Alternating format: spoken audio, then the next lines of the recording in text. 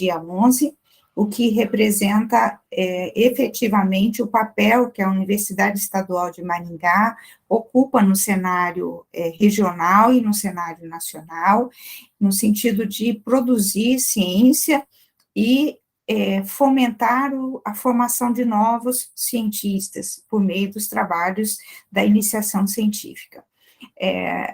O tema deste ano é Ciência Aberta, e será com grande prazer que recebemos neste momento para participar da mesa do Centro de Ciências Humanas, Letras e Artes, o Dr. Sigmar de Mello Holt.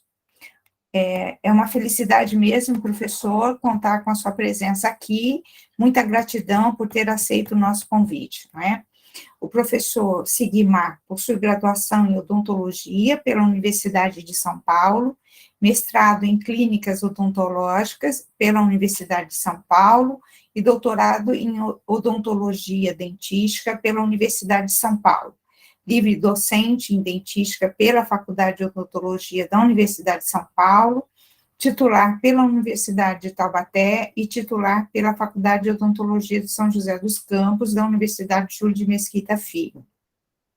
Atualmente exerce a função de ex-presidente da região latino-americana da International Association for Dental Research e da Sociedade Brasileira de Pesquisa Odontológica, e é presidente da Associação Brasileira de Editores Científicos, a ABEC. A felicidade para nós todos, editores, tê-lo na frente da ABEC Sigmar. Isso eu digo já há mais de 15 anos, né, que nós nos conhecemos. O professor foi editor científico da Brazilian Oral Research e é editor da área de clínicas. Tem experiência na área de ensino, ética científica, editoração científica e de morfologia, com ênfase em polpa dentária, atuando principalmente nos seguintes temas: clínica odontológica, biocompatibilidade, prótese bucomaxofacial e odontologia. Seja muito bem-vindo, professor, e com uma gratidão imensa o recebemos. Muito obrigado, Terezinha. Você esqueceu de dizer a coisa mais importante, que é a amizade que nos une. Sim, sim. Não é só o tempo de conhecimento, mas principalmente a amizade. Sim, sim. É um prazer imenso recebê-lo em nossa casa, professor, novamente. Eu tenho um prazer muito grande de estar novamente aqui com vocês na Estadual de Maringá, né, uma universidade pela qual eu tenho um carinho muito grande, pela qual, por muito pouco, eu não fui professor dessa universidade. Quando iniciou o curso de odontologia, eu fui convidado para fazer parte e, infelizmente, não foi possível concretizar. Mas é sempre um prazer muito grande estar aqui com vocês e espero que no ano que vem possamos estar juntos presencialmente, né? Bom, foi pedido para mim conversar com vocês sobre ciência aberta na publicação científica. Então, pelo tempo que dá, que é exíguo, né, a gente não vai conseguir esgotar o assunto, mas eu vou levantar alguns problemas para que a gente possa, eventualmente, debater depois, junto com a Érica, né, que está dividindo esse espaço comigo. Então, eu vou começar falando para vocês uma frase da professora Eva Mendes, da Universidade de Barcelona, aonde ela colocou: uma coisa muito importante, essa apresentação vai ficar com a professora Terezinha e ela vai disponibilizar para vocês. Então, não precisa se preocupar em anotar os links que eu coloco nos meus diapositivos, porque a apresentação vai ficar para vocês, para que vocês possam acessar esses links depois, tá ok? Então, a Eva diz, né, que a pesquisa é cada vez mais complexa, mais colaborativa, mais digital, cada vez mais digital, mais baseada nos dados e nas grandes capacidades da computação científica. Só que, infelizmente, nós ainda continuamos realizando, publicando, financiando e avaliando a pesquisa da mesma forma que no século passado. Ou seja, a gente, na parte de publicação científica, evoluiu muito pouco. Nós temos muito a evoluir ainda na parte digital. E como eu digo nessa matéria que foi publicada, a ciência aberta, ela é naturalmente inerente ao processo da pesquisa e da divulgação dos seus resultados, sempre baseado na transparência e na ética. Então, nós temos que entender a ciência aberta como uma atitude de mudança radical e responsável, ou seja, nós temos que entender e aceitar a ciência aberta para que a gente possa executar a ciência aberta. E eu sempre trago nas minhas aulas esse simpático senhor aí, o Albert Bruce Sabin, muito importante para a história do Brasil, que o Sabin, no ano de 1957, ele desenvolveu a vacina oral para tratamento da poliomielite, que hoje, infelizmente, né, no nosso país, que tem um governo avesso à vacina, né, tem diminuído a vacinação das nossas crianças contra a poliomielite, que era uma doença que nós tínhamos erradicado e está retornando ao Brasil. Mas voltando ao Sabin, né, o que o Sabin fez? Ele abriu mão da patente da vacina para que o seu descobrimento, o seu invento, ficasse à disponibilidade da sociedade para que todos pudessem se vacinar. Então, em 1957, o Sabin estava praticando ciência aberta. É óbvio que para vocês não vai dar para nós abordarmos todos os tópicos. Então, eu trouxe 3 tópicos para discutir rapidamente com vocês: pré-prints, avaliação por pares e os desafios da ciência aberta. Sempre lembrando que todos eles estão baseados na integridade da produção científica. Então, vamos iniciar falando dos pré-prints, né? Os pré-prints tiveram uma importância muito grande no período da Covid, mas eles não são uma novidade. A física no Brasil usa pré-prints desde o ano de 1955. Óbvio que de forma impressa, então não é uma novidade. É uma novidade atual para algumas áreas do conhecimento. O eletrônico começou em 1990 nos Estados Unidos, até que, em 1992, o Paul Ginsparg fundou na Cornell University o Archive, que é o pai de todos os repositórios de pré-prints. Então, vejam vocês que, embora os pré-prints tenham tomado um grande impulso na pandemia, eles não são recentes, eles estão há muito tempo na academia. Então, o que é o pré-print? É um artigo científico igual ao que vai ser publicado. Só que esse pré-print, ele tem um procedimento editorial diferente. Então, quando você submete o pré-print em repositórios apropriados para pré-print, se faz uma breve inspeção do controle de qualidade, ou seja, ele tem que ser observado se ele é realmente um artigo científico, se ele não é uma fake news. E aí esse manuscrito, uma vez que passou por esse controle de qualidade, ele é publicado na web dentro de aproximadamente 1 ou 2 dias, e sem avaliação por pares, porque a avaliação por pares vai ser feita pelas pessoas que tiverem lendo e comentando esse pré-print. Então, ele é uma publicação muito rápida, muito rápida. E eu trago, por exemplo, para vocês um pré-print que eu publiquei. Né? Vocês estão vendo aqui que esse pré-print foi publicado no Cielo Pré-Prints. Vocês olham aqui a data de 22 de setembro de 2020, em que nós terminamos essa pesquisa. Obviamente, nós estamos estudando Covid, né? E aí nós mandamos para esse pré-print, para o Cielo Pré-Prints, e, ao mesmo tempo, nós acabamos de corrigir o artigo, um mês depois, e mandamos para publicação. E olha aqui que interessante. Em outubro de 2021, um mês depois que nós publicamos esse pré-print, nós já tínhamos no ResearchGate 100 lidas do pré-print. Esse artigo, para vocês terem uma ideia, ele foi publicado no início de 2022, no início deste ano. Então, veja, todo esse período em que nós fizemos a pesquisa, até ela ser publicada, mais de 100 pessoas já olharam essa publicação e já estavam citando essa publicação. Então, os pré-prints têm uma grande importância no cenário da publicação científica. Mas ele tem algumas ressalvas, né? Porque, como eu disse para vocês, ele não tem avaliação por pares. Embora isso não garanta que uma pesquisa seja de alta qualidade.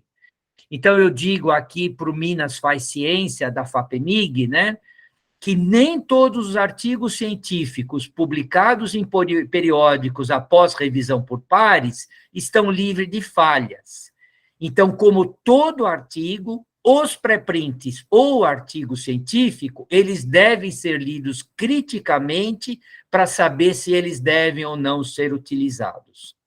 E aí eu trago para vocês um exemplo de um artigo publicado na revista Lancet, que tem um fator de impacto 78, para vocês terem uma ideia, a Nature tem um fator de impacto 31, então, para vocês verem a importância dessa revista, que publicou em 1998 este artigo, que trata sobre a inter-relação entre a vacina tríplice de sarampo, rubéola e cachumba com o desenvolvimento de autismo em algumas crianças.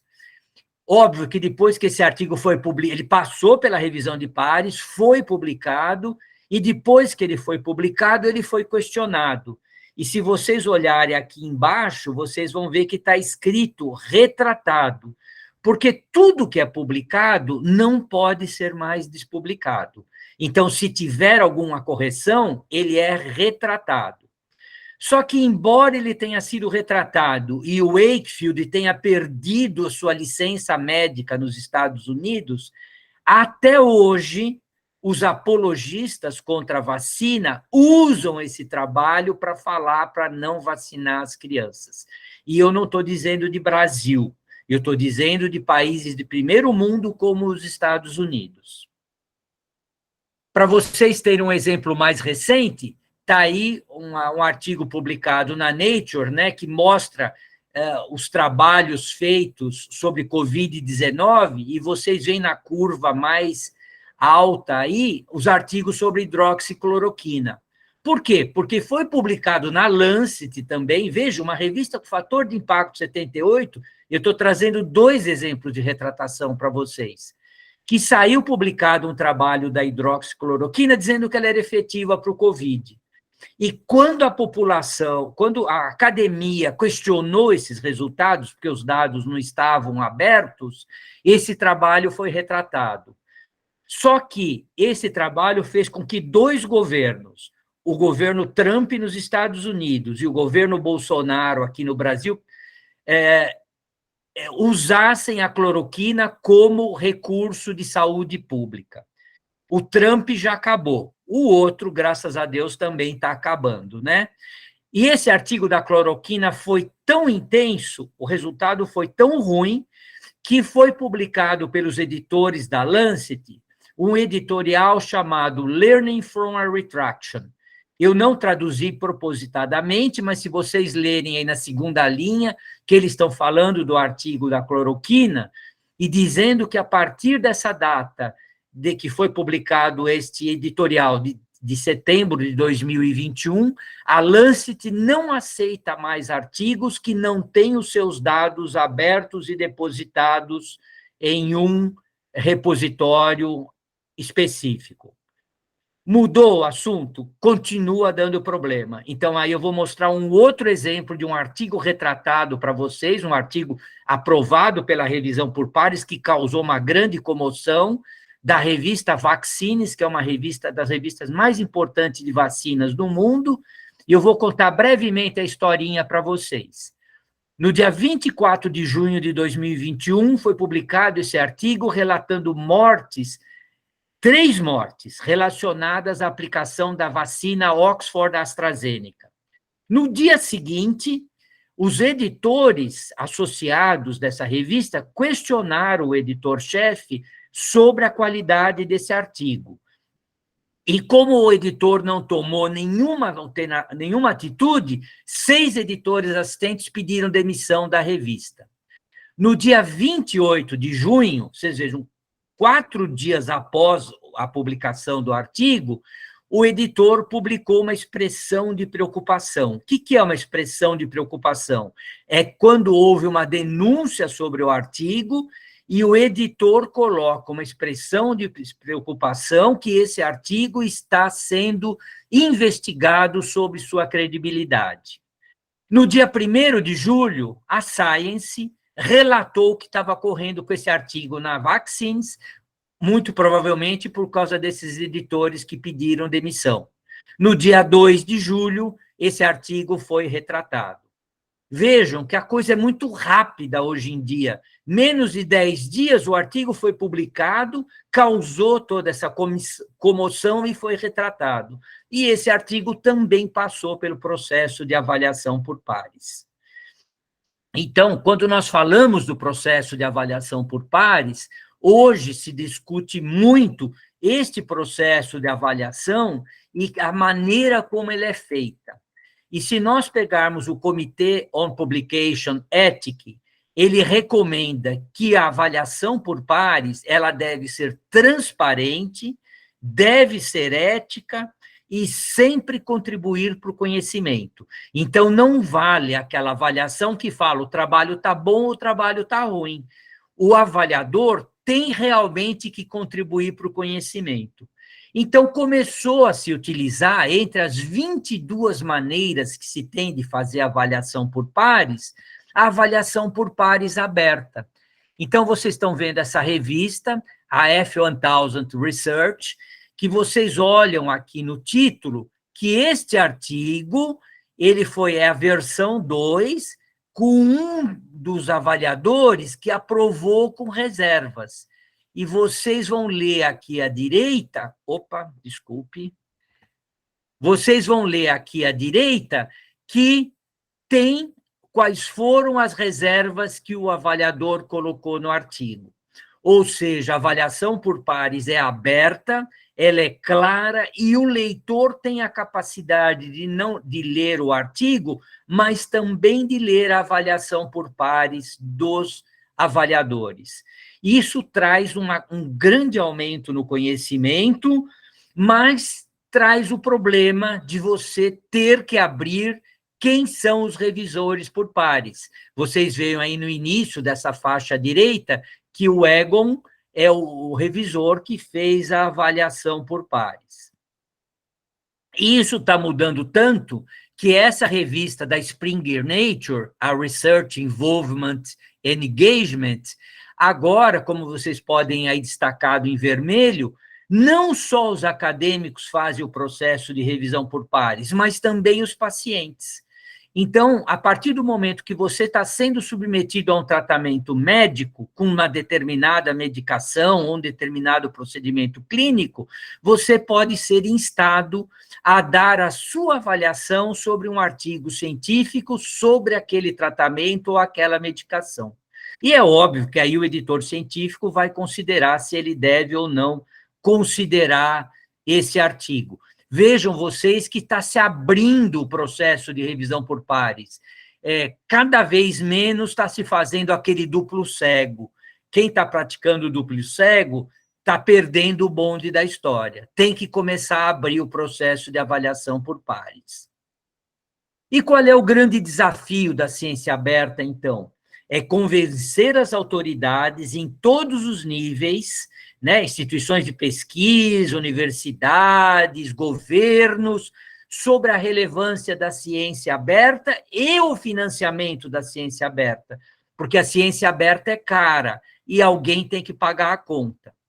O nosso governo faz nossa parte, né? O governo brasileiro, através da CGU, está fazendo este ano o quinto Plano de Ação Nacional em Governo Aberto, que tem como tema principal a transparência em ciência, novos mecanismos de avaliação para o avanço da ciência aberta.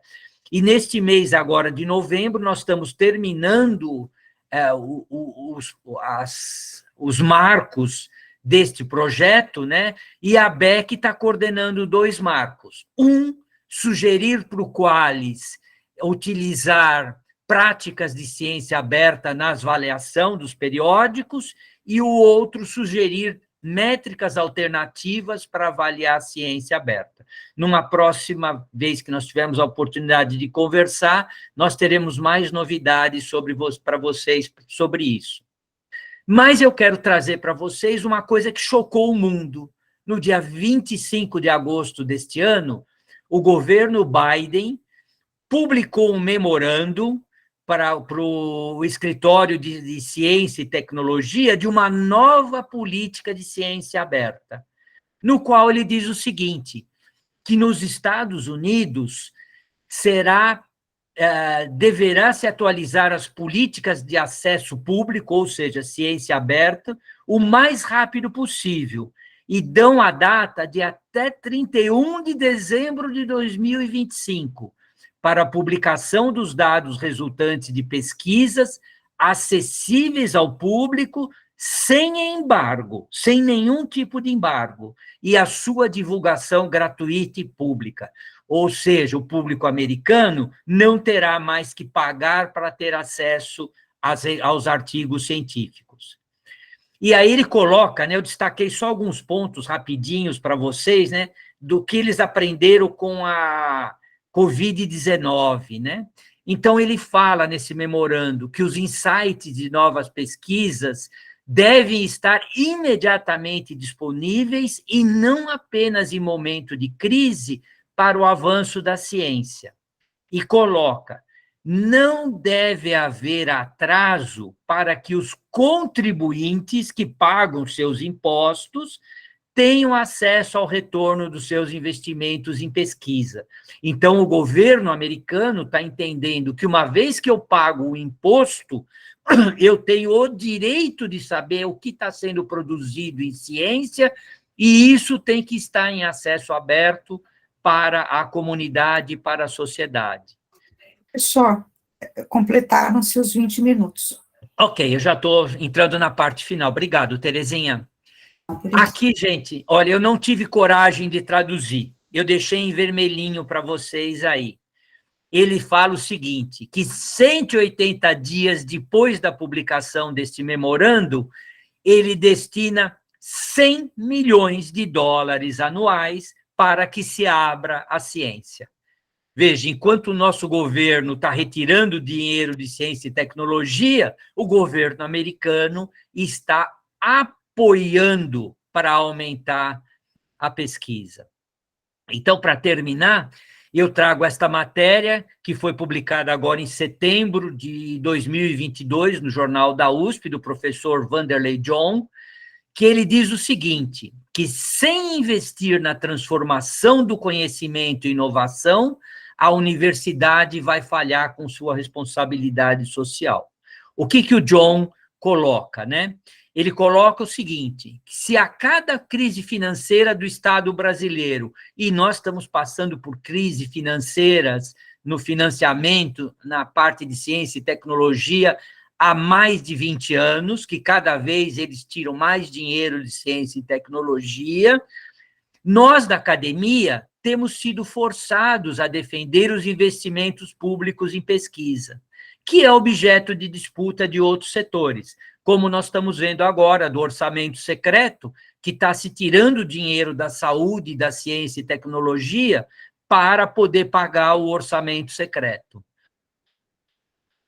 E aí ele coloca, né, que as oscilações dos investimentos, o congelamento de bolsas, que aqueles alunos que recebem bolsas estão com valores baixíssimos nas suas bolsas ou sem reajuste, tem afetado a vida de todos nós pesquisadores e a ciência que produzimos. Muitos estão indo para fora para poder fazer uma ciência de qualidade. Só que ele diz o seguinte, como é que nós vamos mudar esse cenário?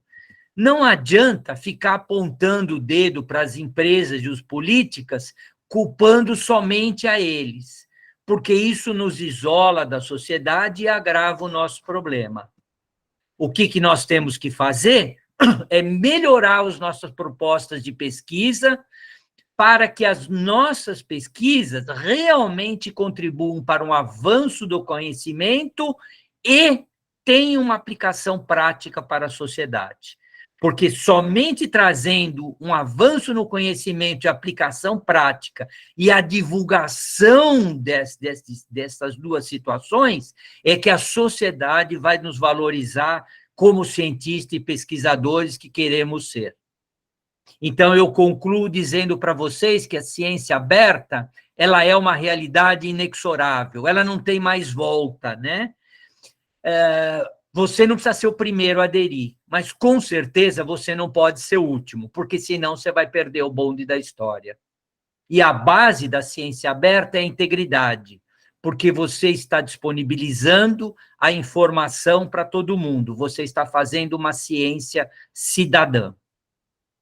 E aí, para terminar, eu trago essa frase que é o hino da integridade e da transparência, né? Uma frase do Bono, quando ele deu para o Fantástico, em 22 de outubro de 2017, que ele diz que a pior doença no mundo é a corrupção. Isso em 2017, nós estamos em 2022 e nós vimos que não mudou nada para a gente, né?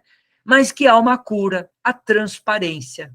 Não é fazendo sigilo de 100 anos, é abrir os dados para que todos nós tenhamos conhecimento. Ora, se nós queremos isso da política e dos nossos políticos, por que não praticar isso na ciência também? Então, essas eram as ideias que eu tinha para colocar para você, para que depois da apresentação da Érica, que vai trazer outras contribuições significativas, a gente possa debater, e eu deixo aí meu e-mail, sigmar.rode@unesp.br, vocês falando que são da UEM e são indicados pela Terezinha, vocês terão toda a consideração para que eu responda para vocês de uma maneira rápida. Deixa eu parar a minha...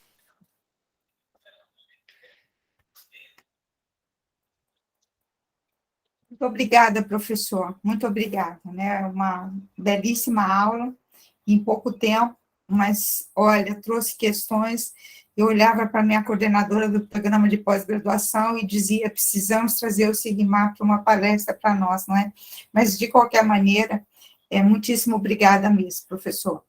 Antes de passar para apresentar a professora Érica e passar a palavra a ela, eu agradeço aos meus pares do comitê científico, ao professor João Fábio, já coloquei no chat, mas faço questão de fazer em público, e a professora Renata, que junto comigo compõem o comitê, representam o CCH no Comitê de Iniciação Científica, o nosso CABIC. Muito obrigado pela presença de todos. A nossa Débora, muito obrigada também, Débora, por estar aqui conosco.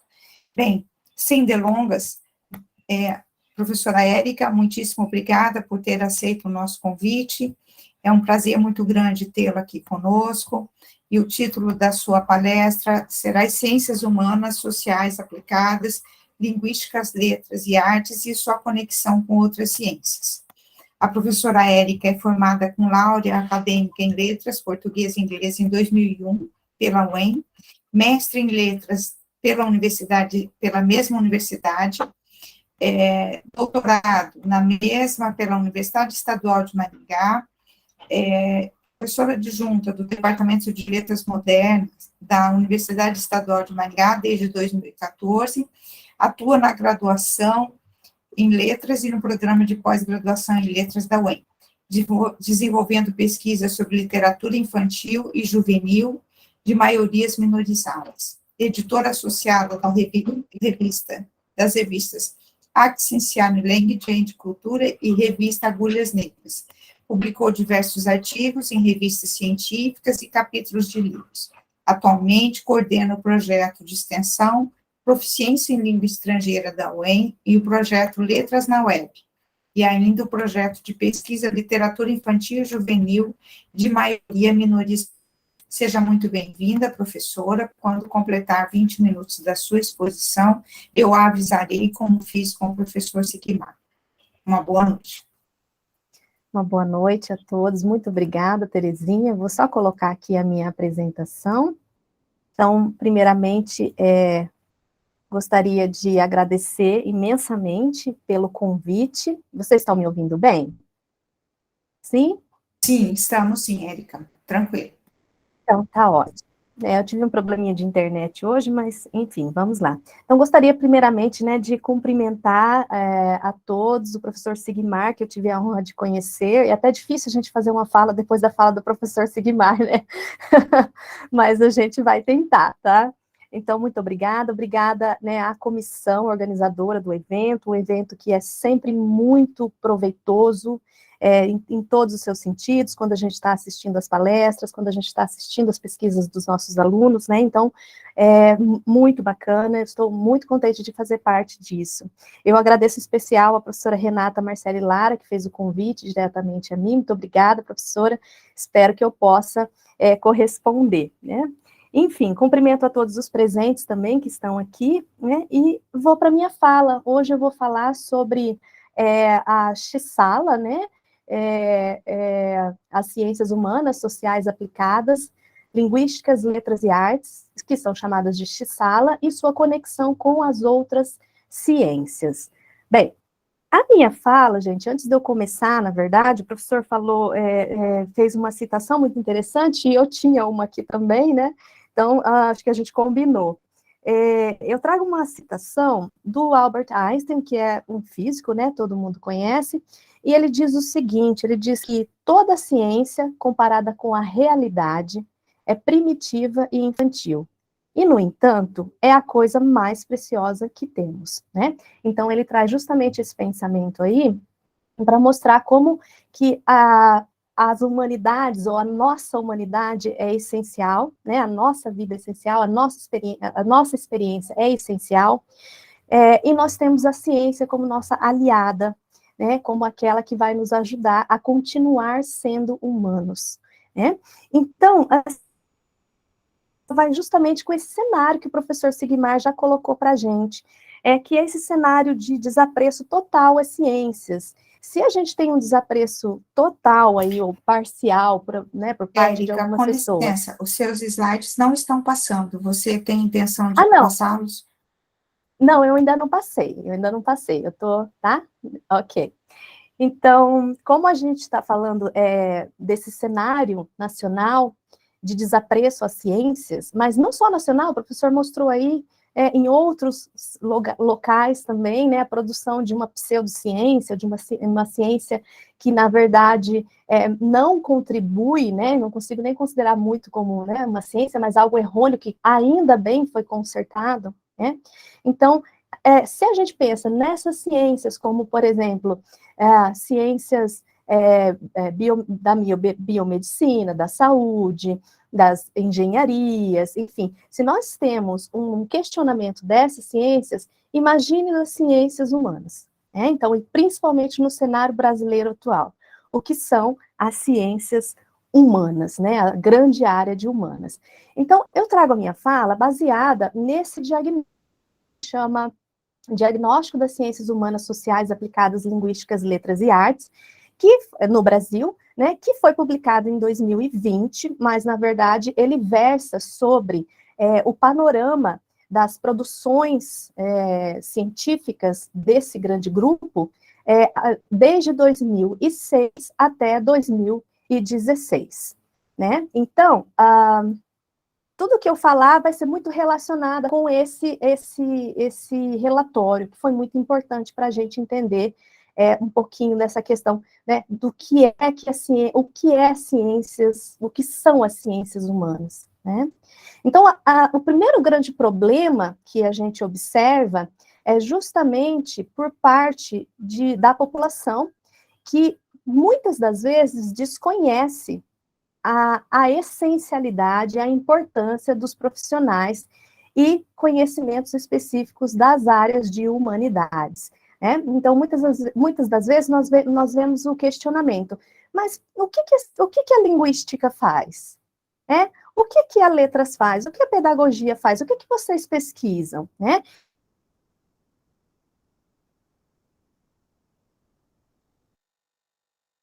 Muitas vezes, como a gente observou aqui no Brasil, do poder público.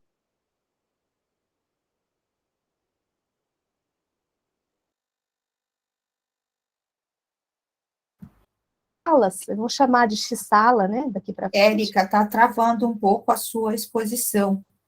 Tá travando? Deixa eu tirar minha câmera, vamos ver. Aí, se você... Melhorou? Como que tá? Melhorou, melhorou. Tá, eu vou deixar sem câmera para eu continuar, perdão. Um outro problema que a gente observa em relação à X-sala são também, é também aquela ideia que se tem de que a X-sala, elas não são capazes de formular respostas objetivas para os problemas existentes na sociedade. Ou seja, há um questionamento, quer dizer, para que serve, no primeiro momento, né, para que serve, ou então, olha, mas vocês não respondem nada, vocês só dialogam, vocês só falam, mas vocês não colocam respostas, vocês não trazem respostas para os problemas, né? Então, eu questiono aqui, será mesmo? Será mesmo?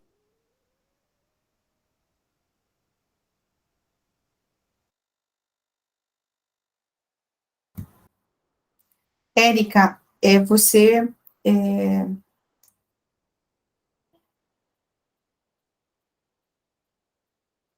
para vocês também, ela saiu...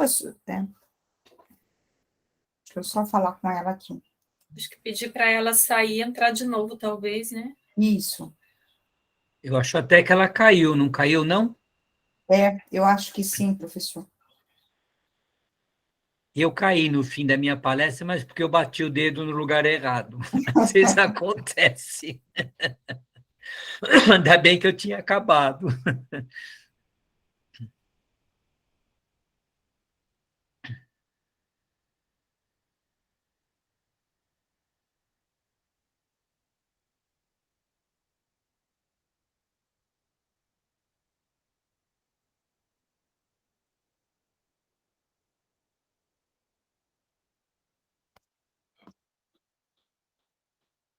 Bem, mas aproveitando, professor Sigmar, enquanto a Érica caiu, eu entendo que as suas questões, elas são absolutamente importantes para nós pensarmos a produção. Ah, beleza, Érica, eu estava tentando aqui ocupar o tempo. Vamos lá, minha... Perdão, pessoal, eu acho que eu estou com problema de conexão aqui, né? Mas, enfim, vou tentar seguir. Senão, eu vou trocar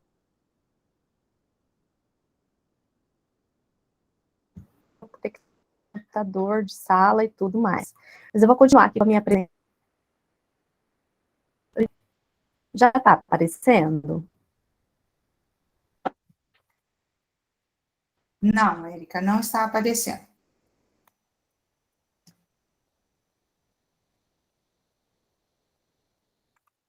Só um minuto.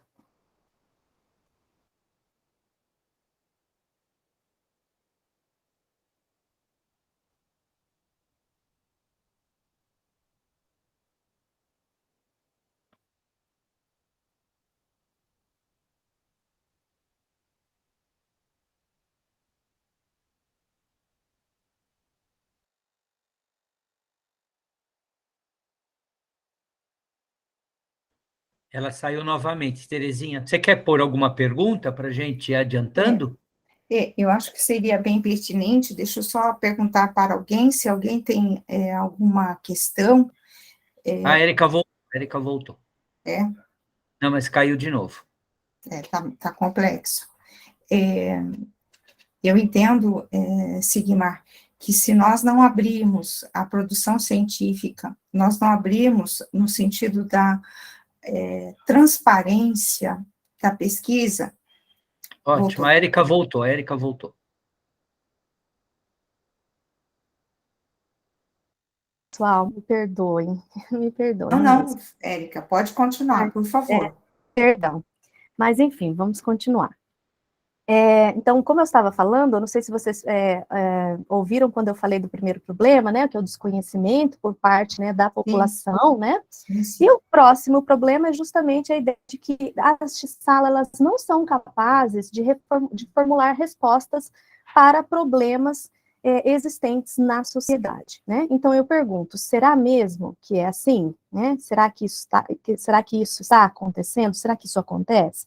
Então, para isso, eu trouxe aqui, primeiramente, para vocês, uma tabela com as áreas de conhecimento por grande área, as ciências humanas, as sociedades aplicadas e as linguísticas, letras e artes, né? Lembrando que alguns desses cursos, algumas dessas áreas, elas se subdividem em outras áreas, né? Quando a gente tem, por exemplo, artes, nós vamos ter artes cênicas, cinema, comunicação e multimeios, nós vamos ter, enfim, né, uma grande variedade aí de subtemas ou sub-áreas dentro dessa grande área de artes.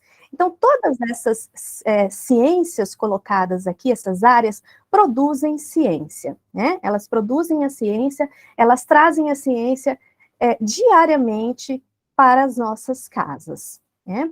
Então, elas lidam justamente com problemas que estão presentes na nossa sociedade e que se originaram muitas das vezes em dívidas históricas, em alguns desastres naturais ou provocados, acidentais, ou mesmo de parar para pensar ali nos abismos sociais existentes, né, na nossa sociedade. Então, eu falo, por exemplo, da questão da escravidão e do racismo, né, que advém, né, de um problema, o racismo hoje advém de um problema lá atrás, provocado, né, a exploração também dos povos nativos de suas terras, o desmatamento, seca, violência contra as mulheres, feminicídio, homofobia, transfobia, distribuição de renda e acesso à educação, etc. Então, todos esses problemas aqui são foco das ciências humanas, né, da Xisala. Então, nós temos diversas pesquisas nessas áreas que trazem questionamentos e que trazem respostas para esses problemas. Então, é importante a gente pensar que se o país atravessa vários problemas, né, perpassa aí por vários problemas de ordem social, então as possíveis soluções vão ter que passar necessariamente pela Xisala, porque são de ordem social, são de ordem humana, né? Então, no relatório, a gente tem justamente essa fala que eu coloco aí para vocês, né? Essas pesquisas, né, da Xisala, elas buscam, em seu conjunto, contribuir para o esclarecimento de questões essenciais aos indivíduos e ao coletivo, seus espaços, formas de organização, bem como todos os tipos de expressões e interações humanas. Então, é nas ciências humanas que nós vislumbramos as respostas para estes problemas. E aí, os objetos de pesquisa também, vale lembrar, né, que os objetos de pesquisa da Xisala, muitas das vezes, ou na maioria das vezes, se relacionam diretamente com aqueles objetos ou alvos, né, de políticas públicas que são voltadas para o desenvolvimento nacional. Então, há uma coincidência entre aquilo que as políticas públicas promulgam, que elas promovem, né, o que elas auxiliam, e as ciências humanas. Então, é a partir, então, dessas pesquisas elaboradas pelos pesquisadores da Xisala que os líderes políticos e outros, né, empresários, enfim, entidades, eles vão pensar em formar, né, em criar ou reformular políticas públicas para o enfrentamento desses problemas sociais específicos de cada situação, de cada área, de cada região. Bem, então, perdão, acho que eu...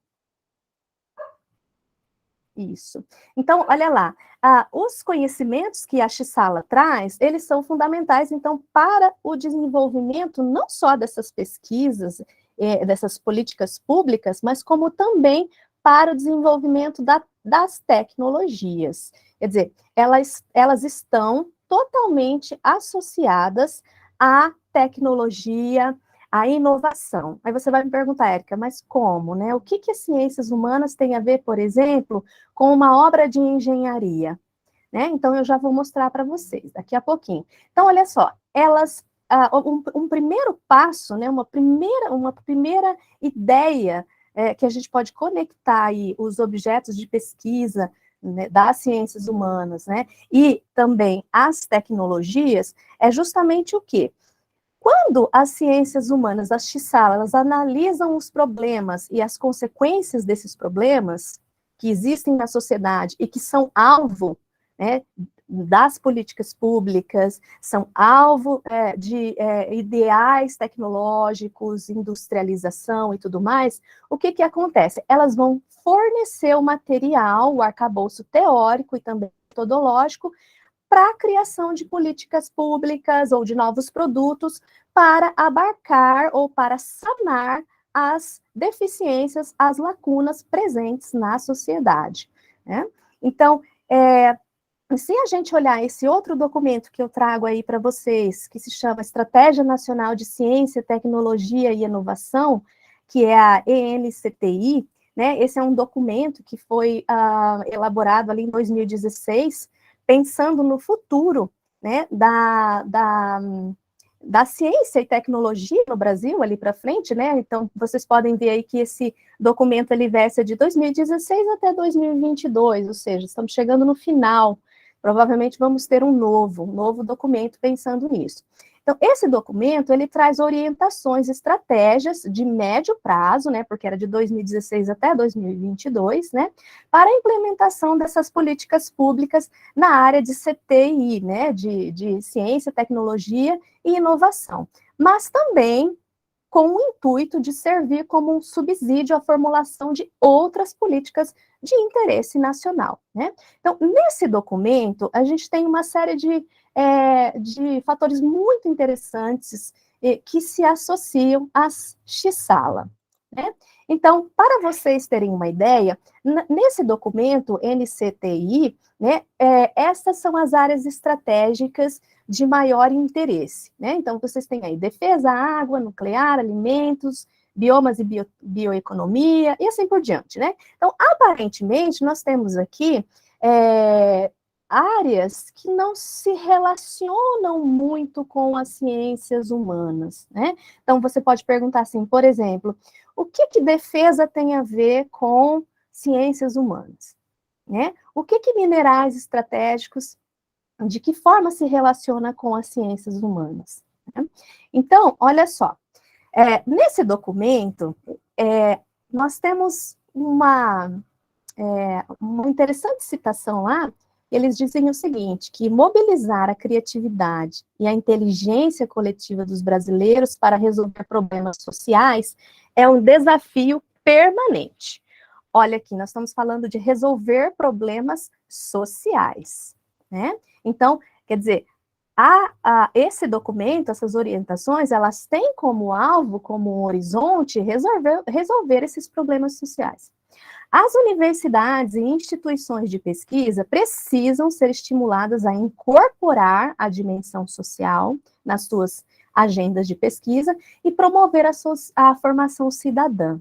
E olha lá, e deve ser buscada uma maior integração das ciências sociais e humanas às políticas de CTI, né? Então, ciência, tecnologia e inovação. Então, esses grifos são meus. Então, vejam como que o próprio documento, aparentemente relacionado com as ciências muito distantes das ciências humanas, como que ele tem essa relação, como ele tem esse objetivo em comum com as ciências, com a XSALA.